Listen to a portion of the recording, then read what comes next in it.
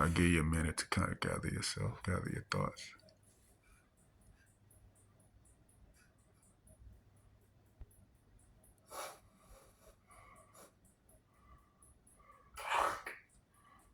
I know it hurts when you lose somebody close to you. I know that, especially in that way.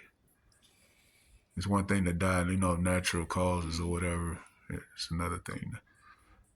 That's not something that normally would happen on a daily basis. So, Yeah, I loved Sean. I mean, I would almost say that we were dating him yeah, at this point. I mean, I wasn't seeing anybody else, and he wasn't seeing anybody else. I just hadn't gotten to a point to call it that yet, you know? yeah.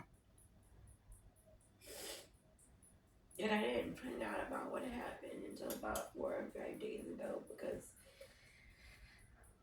it happened when I was in jail. Okay. Yeah, I didn't go anywhere for like 3 days when I found. I was wondering why he wasn't answering me. So you probably was like giving him the attitude, like, "Oh, you playing me?" That type of stuff. You had no idea what was going on at the time. You probably was giving him a hard time, right? I Yeah, mean, I was starting to yeah, get a little yeah, frustrated, yeah. you know, Now you probably did you feel guilty because after that, finding out that it was not what like he was trying to play you or something? You felt different, like, dang.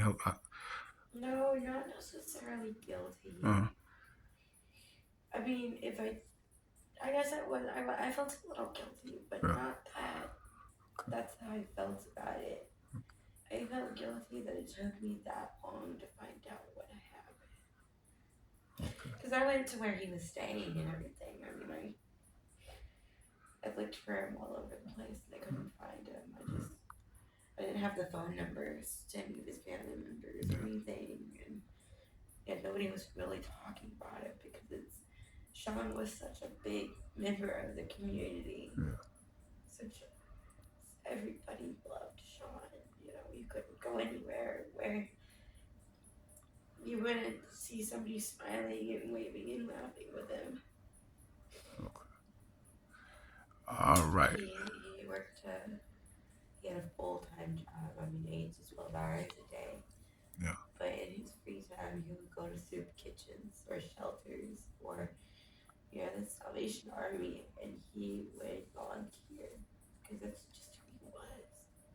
He just had his heart so full of love, and he wanted to spread it to